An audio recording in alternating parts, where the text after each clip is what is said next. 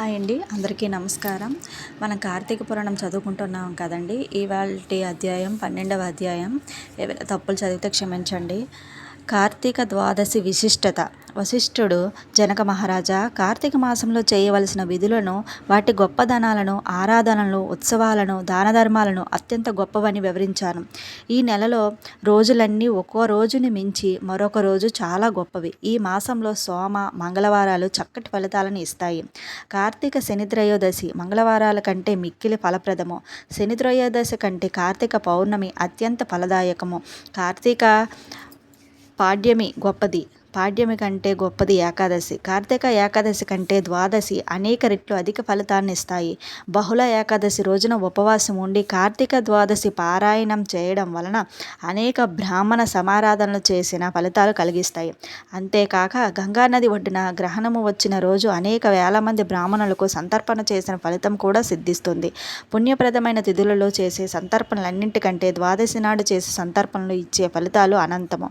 క్షీరాబ్ది ద్వాదశి శ్రీమన్నారాయణుడు యోగనిద్ర నుండి లేచే రోజు. ఆయనకు అత్యంత ప్రీతిపాత్రమైన రోజు. ఆ రోజు కనీసం ఒక్క బ్రాహ్మణునికైనా అన్నదానం చేస్తే విష్ణు సాయుధ్యం కలుగుతుంది. ఆ రోజు చేసే దానదానం సద్ధర్మదానం అవుతుంది. ఆ రోజు గోదానం చేస్తే ఆ గోవు శరీరంపై ఎన్ని రోమాలు ఉంటాయో అన్ని సంవత్సర కాలం స్వర్గాధిపత్యం లభిస్తుంది. ఆ ద్వాదశి రోజున వస్త్రదానం చేసిన, దీపదానం చేసిన జన్మాంతరాలలో పాపాలు నశిస్తాయి. దక్షిణ తాంబూలాదులతో కలిసి యజ్ఞోపవేతాన్ని దానం చేస్తే ఇహపర లోకాలలో సుఖాలు లభిస్తాయి. తులసిని కానీ సాలగ్రామాన్ని కానీ దానం చేస్తే 4 సముద్రాలు చేత చుట్టబడిన భూమిని అంతటిని దానం చేసిన సత్ఫలితం లభిస్తుంది.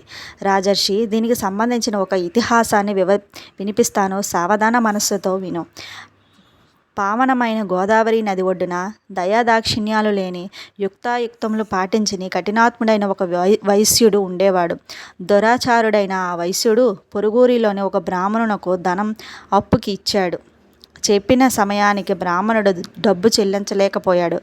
ఈ వైశ్యుడు అతడి వద్దకు వెళ్ళి ధనము ఇమ్మని నిర్బంధం పెట్టాడు.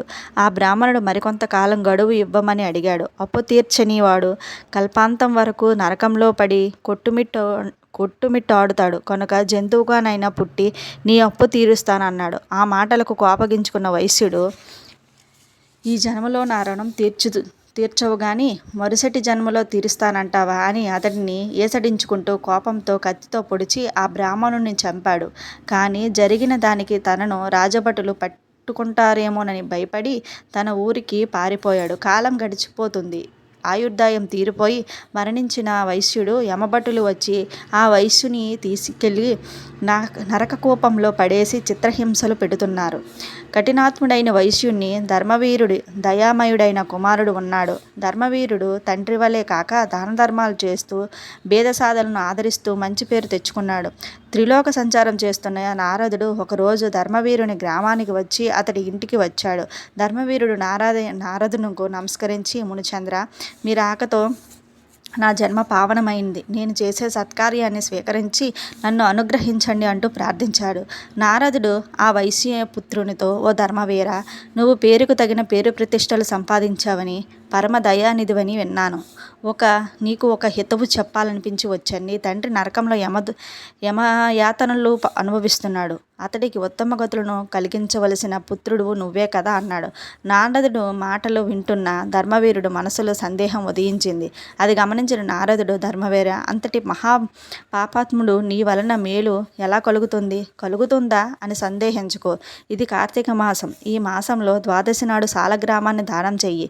నీ తండ్రికి నరక బాధలు తప్పుతాయని చెప్పాడు. అప్పుడు ధర్మవీరుడు చేతులు జోడించి నమస్కరించి, ఓ నారద మునీంద్ర, గోవులు, భూములలో, అన్నవస్త్రాలలో, నువ్వులు, బంగారమో దానం చేస్తే పుణ్యం లభిస్తుందంటారు కదా, మరి సాలగ్రామ శిలను దానం చేస్తే అంత మంచి ఫలితం లభిస్తుందంటారా?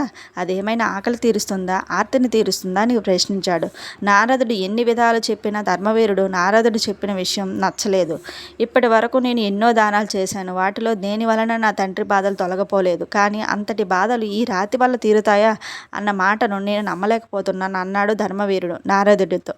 చేసేది లేక నారదుడు అక్కడి నుండి వెళ్ళిపోయాడు. ఆయుర్దాయం తీరడంతో ధర్మవీరుడు మరణించాడు.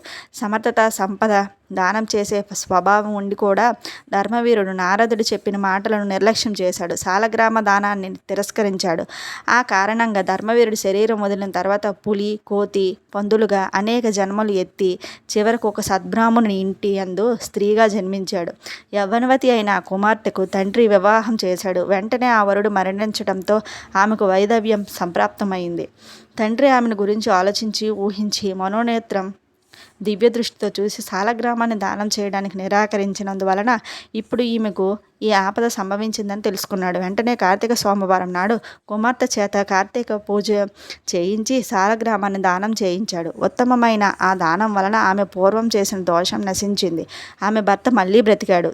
ఆమె తండ్రి పూర్వజన్మలో నరకబాధల నుండి విముక్తిని పొందాడు. ఆ తర్వాత ధర్మవీరుడు ఒక సద్బ్రాహ్మణుని ఎంట కుమారుడై పుట్టాడు. ప్రతి కార్తీక మాసంలో నిష్ఠాగరిష్ఠుడై సాలగ్రామ దానం చేస్తూ పుణ్యసంపన్నుడై చివరికి ముక్తిని పొందాడు అని చెప్పాడు. యోగ్యత, అర్హత, అవకాశం వచ్చినప్పుడు వాటిని సద్వినియోగం చేసుకోవాలి. పెద్దల హితవును ఎన్నడూ తిరస్కరించకూడదు. మంచి మాట చెప్పేవాడు దొరకడం కష్టం. ఒకవేళ చెప్పేవాడు దొరికినా వినేవాడు దొరకడం అంతకంటే కష్టం అన్న విషయాన్ని సూచిస్తుంది ధర్మవీరుడి కథ. 12వ రోజు పారాయణం సమాప్తం. అదండి, నిజంగా కదండి. మంచి మాటలు అంటే మంచి ఉద్దేశంతో, ఈ రోజుల్లో మంచి ఉద్దేశంతో చెప్పేవాళ్ళు చాలా కష్టం. అలా మంచి ఉద్దేశంతో చెప్పిన ఆ మంచిని వినడానికి, స్వీకరించడానికి ఎవ్వరు కూడా ఈ రోజులో, ఈ కలియుగంలో లేరు. తీసుకోరు కూడాను. వీడికి ఏదో లాభం ఉండే చెప్తున్నాడు, లేకపోతే మనకెందుకు చెప్తాడు అనే రోజులే ఎక్కువైపోయి ఈ రోజుల్లో అయితే. నాకైతే అలానే అనిపిస్తుంది. అలాగని అందరూ మంచోళ్ళు ఉంటారని అనుకోవడం కష్టమేనే, అలాగని అందరూ చెడ్డోళ్ళు ఉంటారని కూడా కష్టమేనే. సో మంచి ఎవరైనా చెప్పి వినండి. ఈ కార్తీక మాసంలో సాలగ్రామాన్ని దానం చేయడం వల్ల మంచి ఫలితాన్ని ఇస్తుందంటారు. మీకు వీలుంటే మీరు కూడా సాలగ్రామాన్ని దానం చేయడానికి ట్రై చేయండి. నా వీడియో కనుక నచ్చితే లైక్ అండ్ సబ్స్క్రైబ్. ఏవైనా తప్పులు చదివితే మాత్రం క్షమించండి. కొన్నిసార్లు అలా మిస్టేక్స్ అవుతూ ఉంటాయి.